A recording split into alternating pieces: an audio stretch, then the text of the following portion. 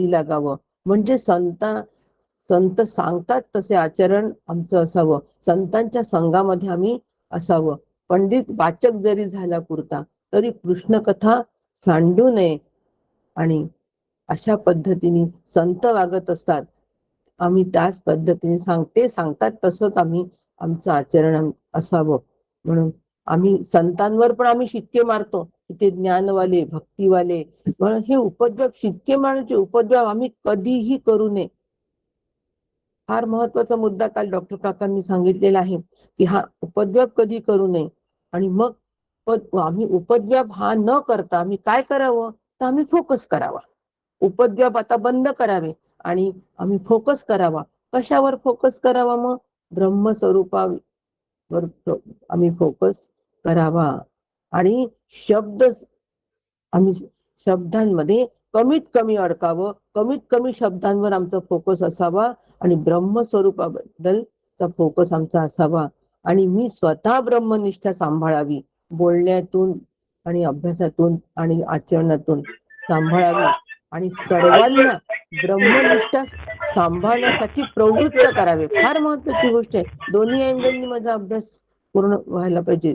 स्वतः पण सांभाळायची आणि दुसरे पण माझ्या सहवासामध्ये जेव्हा येतील तेव्हा त्यांचीही ब्रह्मनिष्ठा ते प्रवृत्त व्हावे, यासाठी आम्ही प्रयत्न करावा निश्चितपणे. म्हणजे असं जर मी केलं तर साधना म्हणजे काय हे मला निश्चित माहीत हवे. आम्ही साधनेच्या नावाखाली जी कुडबुड करतो ती आम्हाला बिलकुल कामामध्ये येत नाही. आम्ही साधनेमध्ये तुलना करतो, श्रेष्ठ कनिष्ठ भाव ठेवतो, हे पण नसावं. म्हणून स्वरूप जे आहे ते अखंड अंतरंगात व्यापून आहे. म्हणून ते चैतन्य स्वीकारावे. आणि चैतन्याचा स्वीकार संत करतात, आम्ही पण करावा.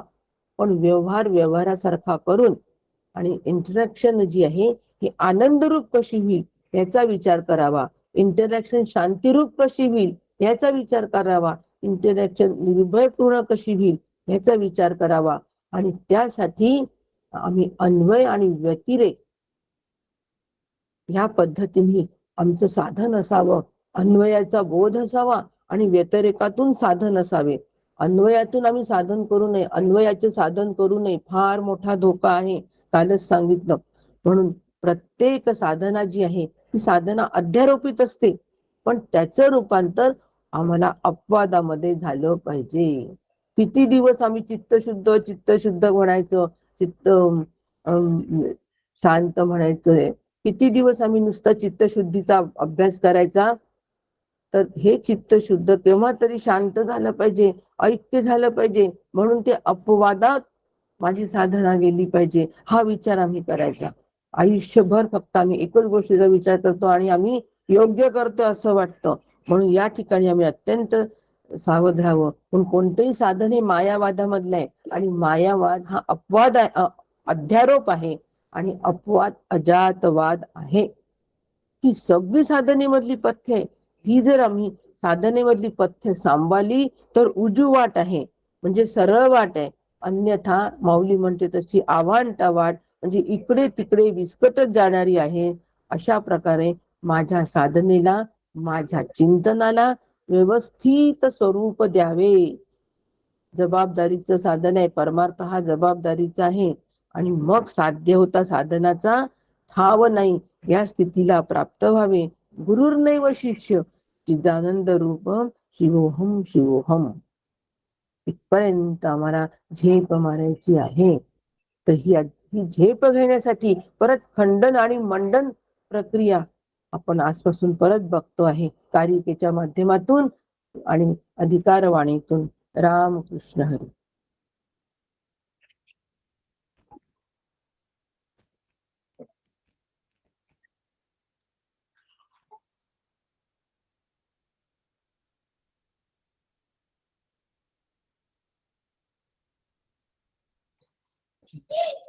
केला.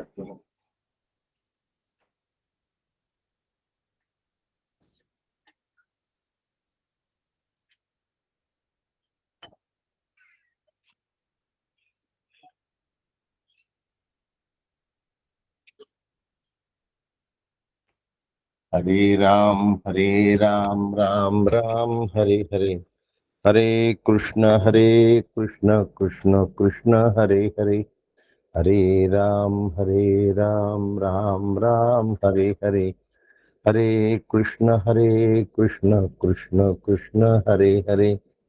सद्गुरुनाथ महाराज की जय। वंशी विभूषित करन्नवनीरदाभा, पीतांबराधरुणबिंब फलाधरुष्टा, पूर्णेन्दु सुंदर मुखादरविंद नेत्रा, कृष्णात् परं किमपि तत्त्वमहं न जाने। शङ्करं शङ्कराचार्यः सद्गुरु सर्वसन्निभः, सर्वेषां शङ्करः सन्तु सच्चिदानन्दरूपिणः। ज्ञानदं सद्गुरुं शान्तं ज्ञानारण्यदाहकम् नमामि परमाचार्यं श्रीमच्छङ्करधारिणम्। सदाशिवसमारम्भां शङ्कराचार्यमध्यमाम् अस्मदाचार्यपर्यन्तां वन्दे गुरुपरम्पराम्, वन्दे गुरुपरम्पराम्। सद्गुरुनाथ महाराज की जय। परमपूज्य सद्गुरु डॉक्टर काका यांच्या श्रीचरणांना साष्टांग वंदन करतो. परमपूज्य मंदाताई यांच्या चरणी साष्टांग नमस्कार करतो. आदरणीय नीलाताई दातार यांना नमस्कार करतो. आपण सगळ्यांना वंदन करतो आणि आपण सगळे मिळून अभ्यासाला प्रारंभ करूया शांतीपाठ म्हणून. कोण म्हणतं? म्हणा.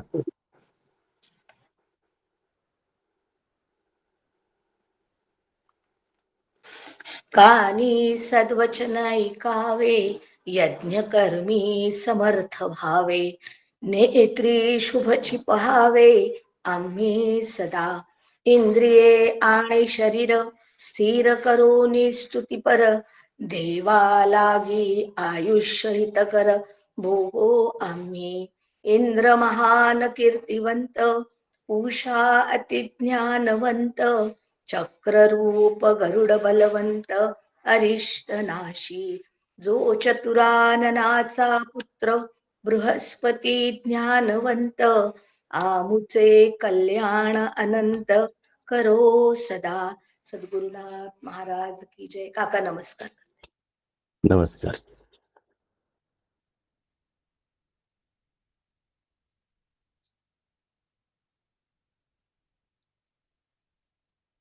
अठरा नंबरच्या कारिकेला आपण सुरुवात करतो आहोत आणि काल आपण बघितलं की वाद करणाऱ्यांना वाद करू द्यावा, आपण त्याच्या मागे लागण्याचं काही कारण नाही, पण आपलं हित कशात आहे एवढं लक्षात ठेवून त्यातून मात्र आम्ही काय केलं पाहिजे, अजात वाद टिपला पाहिजे.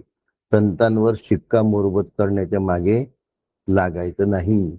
मात्र जोपर्यंत बारकावा आमच्या लक्षात येत नाही तोपर्यंत पाठपुरावा देऊन करून ते स्वरूप कळेपर्यंत सातत्य जपलं पाहिजे. व्यतिरेकाचा अभ्यास करायचा, अन्वयाचा काय करायचा, अनुभव घ्यायचा, पण नेहमी लक्षात ठेवायचं की आपलं कल्याण करून घेतलं पाहिजे, मोटिवेट झालं पाहिजे. आणि हे करण्यासाठी जगाकडे लक्ष देण्याची गरज नाही, दुसऱ्याचं उणं पाहण्याची गरज नाही. आपण आज सार बघितलेलं आहे. हे बघत असताना आपलं कल्याण कसं होईल याचा विचार करतो आहोत आणि त्यासाठी कारिका नंबर 18 यदि हेतो फलात सिद्धीही फलसिद्धिश्च हेतुतः ही आपण या ठिकाणी घेतो आहोत.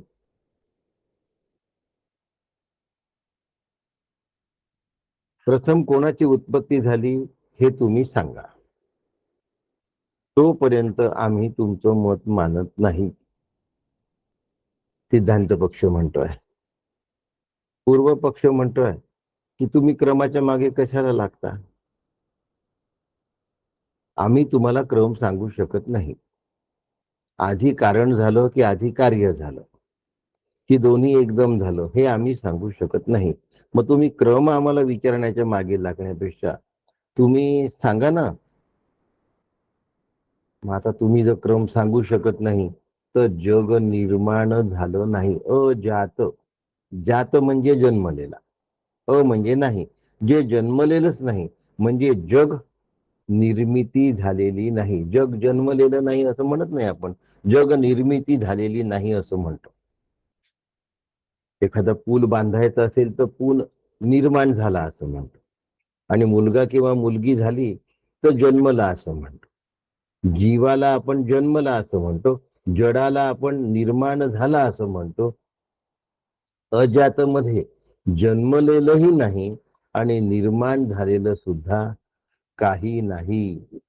म्हणून गाईचं डावं शिंग आधी आलं की उजवं शिंग आधी आलं याला कुठलाच अर्थ नाही. त्याप्रमाणे ते म्हणतात आधी बीज की आधी वृक्ष म्हणजे फळ, आधी बीज की आधी फळ, ह्यात पहिले काय आहे हे आम्ही सांगू शकत नाही. मात्र बीज आणि बीजाचं अंकुर यांच्यामध्ये एकत्व संभवत नाही, ते भिन्न आहे असं त्यांचं म्हणणं आहे. अशा पद्धतीने आपण आता 19 आणि 20 नंबरच्या कारिकांचा विचार करतो आहोत. आणि हा विचार करताना ते म्हणतात की आधीच आम्हाला काय आहे हे सांगू शकत नाही. वडील पासून मुलगा झाला आहे पण मुलापासून वडील होत नाही हे आम्हाला मान्य आहे. म्हणजे कार्यापासून कारण निर्माण होत नाही, कार्यापासून कारण निर्माण होत नाही. बीज हे कारण आहे, अंकुर हे कार्य आहे.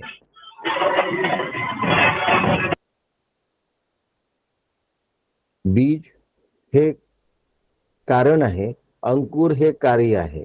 आता बीज ह्या कारणापासून अंकुर हे कार्य निर्माण झालं, अंकुर या कार्यापासून बीज हे कारण पुन्हा तयार होऊ शकत नाही. आणि म्हणून हेतू आणि फळ यांचे अज्ञान आमच्या जवळ आहे. म्हणून अजातवाद आम्हाला मान्य करण्याशिवाय पर्याय राहत नाही. म्हणून ज्या पुरुषाला कार्याचे ज्ञान होते त्याला त्या कार्याच्या कारणाचं सुद्धा ज्ञान होत असतं. त्यामुळे कार्यकारण भाव हा असतो. आता घटाचं ज्ञान झालं तर मातीचं ज्ञान होतं की नाही? होतं. मातीचं ज्ञान झालं तर घटाचं ज्ञान होतं की नाही? नाही होत. मातीचं ज्ञान झालं तर घटाचं ज्ञान नाही होणार, पण घटाचं ज्ञान जर झालं तर मातीचं ज्ञान होतं. म्हणून कार्यातून कारण शोधता येतं, पण कारणातून कार्य निर्माण होईल असं नाही. कारण मातीतून सुरई पण तयार होऊ शकते, मातीतून वाडगं पण तयार होऊ शकतं, मातीतून काही पण तयार होऊ शकतं. म्हणून कार्यामधून कारण शोधता येतं, म्हणजे घटामधून माती शोधता येते, पण मातीमधून घट शोधता येत नाही. म्हणून तुमचं जे अज्ञान आहे ते अज्ञानच अजातवादाचं समर्थन करणार आहे. आम्हाला अजातवाद सिद्ध करण्याची वेगळी गरज नाही. काही शंका नाही. कोणत्याही वस्तूची कोणत्याही प्रकारे उत्पत्ती होत नाही हेच या श्लोकातून आचार्य सिद्ध करतात आहे. आता 22 नंबरची कारिका, स्वतो वा परतो वापी न किंचिन वस्तू जायते. स्वतः किंवा परतः कोणतीही वस्तू निर्माण होत नाही. म्हणजे काय?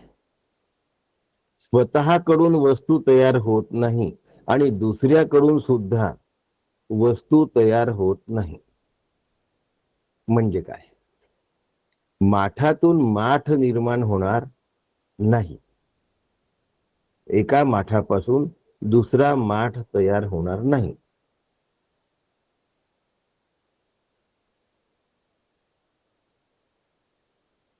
एका माठापासून दुसरा माठ तयार होणार नाही. मग दुसऱ्याकडून पहिलं तयार होतं का? ऐकले नाही काका, ऐकले नाही काका. हो, तुमचा स्पीकर चालू आहे. चांगलं ऐकू येते सुनील काका, चांगलं ऐकू.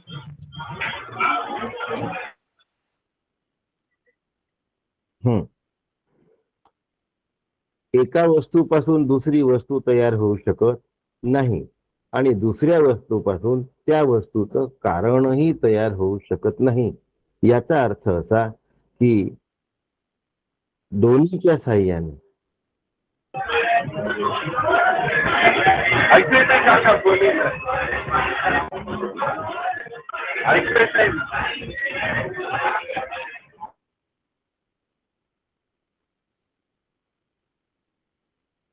कोणतीही वस्तू स्वतःकडून किंवा दुसऱ्याकडून किंवा दोन्हीच्या साह्याने सतरूपाने, असत रूपाने किंवा सत असत रूपाने उत्पन्न होत नाही. म्हणून ज्यात शब्दाचा अर्थ जन्मलेला असा आहे. आता कुठलीच वस्तू निर्माण होऊ शकत नाही हे याच्यातून आपण निष्कर्षावर आलो. पुन्हा स्पष्टीकरण करतो. कार्य स्वतःपासून निर्माण होत नाही. कार्य स्वतःपासून निर्माण होत नाही. कार्य स्वतःला निर्माण करण्याचे सामर्थ्य कार्यामध्ये नाही. म्हणून कोणतीही वस्तू स्वतःमधून स्वसामर्थ्याने निर्माण होत नाही. इतकं समजलं? घट स्वतःला निर्माण करू शकत नाही. एका घटापासून दुसरा घट होऊ शकत नाही. याला पहिला शब्द आहे स्वतो. आता दुसरं वापरतो. आता परतः म्हणजे अन्य वस्तूपासूनही दुसरं निर्माण होऊ शकत नाही. जसं घटापासून म्हणजे माठापासून वस्त्र निर्माण होऊ शकत नाही. माठापासून माठ निर्माण होऊ शकत नाही. माठ स्वतः निर्माण करू शकत नाही. माठापासून कापड निर्माण होऊ शकत नाही. मग एका कापडापासून दुसरं कापडही निर्माण होऊ शकत नाही.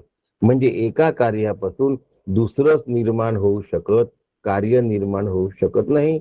म्हणजे स्वतःपासूनही होऊ शकत नाही, दुसऱ्यापासूनही होऊ शकत नाही.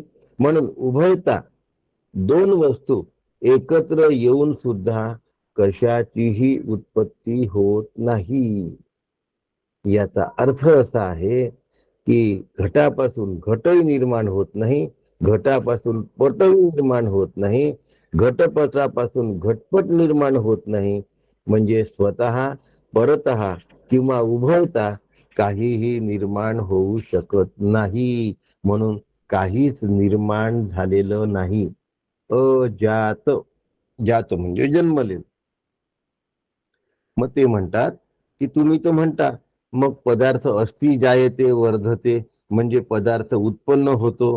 मग काही उत्पन्न झाले असा अनुभव अविवेकी लोकांना येत असतो.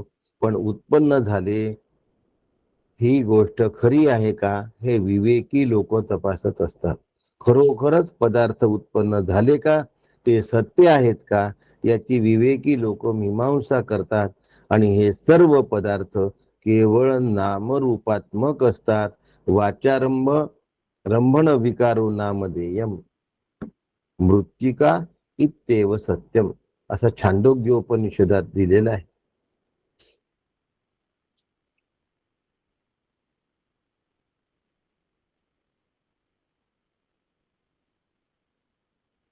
सगळे पदार्थ केवळ नामरूपात्मक आहे. सगळे पदार्थ केवळ नामरूपात्मक आहेत.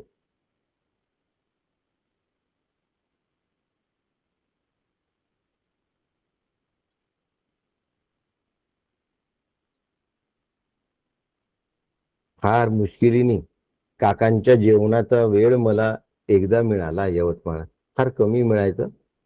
मुक्काम थोडा आणि अनेक लोक त्यांना जेवायला बोलवणारे असायचे. एकदा माझ्याकडे काका जेवायला आले. आता जेवायला आले, काकांसाठी योगायोगाने राजभोग आणता आला मला, कारण की आमच्या गावात हा पदार्थ लवकर बनत नाही, त्यावेळेला बनला होता. आणि काका जेवायला बसले आणि इकडे तिकडे बघायला लागले. तर आमची तेव्हा अभ्यास करण्याची पद्धत अशी होती की दारा 9व्या पॅनचे दारं होते, त्यामुळे एकीकडनं पांढरा आणि एकीकडनं खॉकी रंग असायचा त्याला. तर जो पांढरा भाग आहे त्याच्यावर आम्ही शाईनी हे सगळं लिहून ठेवलेलं असायचं. आणि तेव्हा वाचारंभण विकारो नामधेयम असं छांदोग्योपश्रुतीतलं दारावर लिहिलेलं होतं.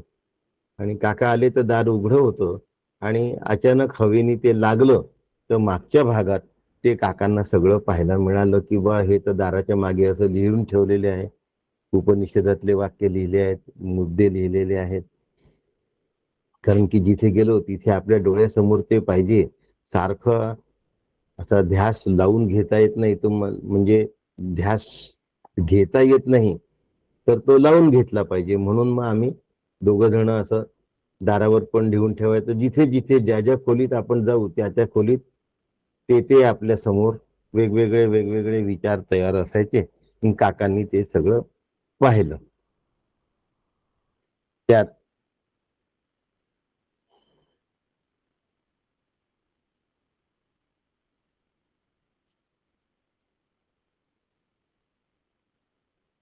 राजभोग वाढला काकांना.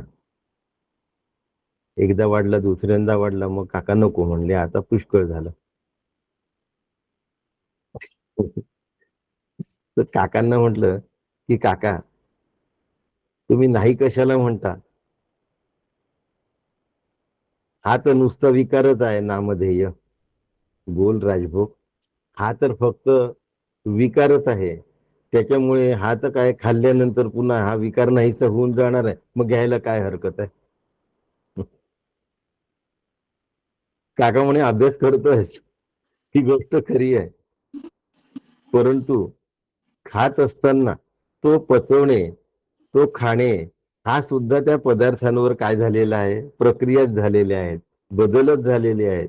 तेही विकाराचेच आहेत आणि ते मला करावे लागतात आहे. त्यामुळे त्याला मर्यादा मला जपल्या पाहिजे असं. म्हणून वस्तू जर असेल तर उत्पत्तीपूर्वी सुद्धा ती अस्तित्वामध्ये असते. राजभोग उत्पत्तीपूर्वी होता का अस्तित्वात? नाही. आणि जर नसेल तर नाशानंतरही तो नसतो. मग मधली त्याची जी उत्पत्ती आहे ती मिथ्या असते, ती उत्पत्ती झालेली नसते. म्हणून मग राजभोग तयार होण्यापूर्वी नव्हता, राजभोग पोटात गेल्यानंतर नव्हता. मधला राजभोग मिथ्या आहे. मग मिथ्या राजभोग खाणंही मिथ्या आहे असं सांगून काकांनी आम्हाला वाचारंभणं विकारो नामधेयम हा सिद्धांत आणखीन पक्का केला. वस्तू जर पूर्णतः असेल तरीही तिची उत्पत्ती होत नाही. त्याच्यामुळे राजभोग आणला आहे, राजभोग खाल्ला आहे, या सुद्धा कल्पना आहेत. मग तुमचा आग्रह या सुद्धा कल्पना आहेत. कल्पना मोडायला काय बिघडलं असं म्हणून काकांनी घेतला, हसत हसत घेतला आणि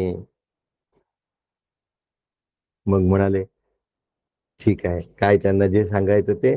म्हणून सत आणि असत अशा उभयरूप पदार्थांची निर्मिती होत नाही, कारण ते पदार्थ स्वतः, परतः किंवा उभयतः कोणत्याही प्रकारे सत असत किंवा सत असत पदार्थांची उत्पत्ती होत नाही. सारांश, कोणत्याही वस्तूंची उत्पत्ती होत नाही. कोणत्याही वस्तूची उत्पत्ती होत नाही. अजात. अशा प्रकारे हे सगळे एक एक एक एक एक एक वादाच्या प्रक्रिया मांडल्या जात आहे. आता बौद्ध मतवादी म्हणजे क्षणिक विज्ञानवादी, त्यांचं म्हणणं असं की क्षणभर का होईना वस्तूची उत्पत्ती होते. वस्तूंमध्ये क्षणिकत्व मानतात, म्हणजे प्रत्येक वस्तू ही क्षणभरासाठी अस्तित्वात आहेच, पण क्षणानंतर तिचा नाश होतो. क्षणानंतर त्या वस्तूचा नाश होतो. म्हणून मग ते म्हणतात, आचार्य त्याच्यावर म्हणतात, नंतर नाश झालाय ना, मग तो पदार्थ क्षणभर असेल तर त्याचा नीट अनुभव येण्यापूर्वीच जर तो पदार्थ नाश पावतो आहे तर त्याला शून्यत्वाचाच दर्जा आहे, म्हणजे त्याची निर्मिती झाली हे आम्हाला मान्य नाही, म्हणून तोही अजात आहे. इथपर्यंत आपल्याला कोणतीही वस्तू निर्माणच झाली नाही असं सांगितल्या गेलेलं आहे, असं स्पष्ट करण्यात आलेलं आहे. काय म्हणताय?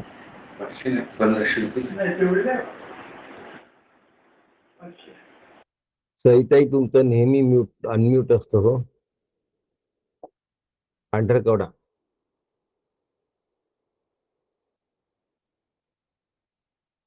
विषय कसा आहे समजून घ्यायला जरा जड जातो. अशा वेळी जर समजा लिंक तुटली की समजावून सांगायला सुद्धा ती कठीण जात असते. असो, आपण थांबूया आणि बाकीचं उद्या बघूया, म्हणजे नीट समजावून सांगता येईल. थांबू आपण आज इथे. रामकृष्ण हरी. आता एक विचार का, हो, काही काळासाठी दिसतं म्हणजे ती कुठेतरी असेल ना, नाही अस्तित्वात कुठेतरी भासेल, असेल म्हणजे असेल नाही. असेल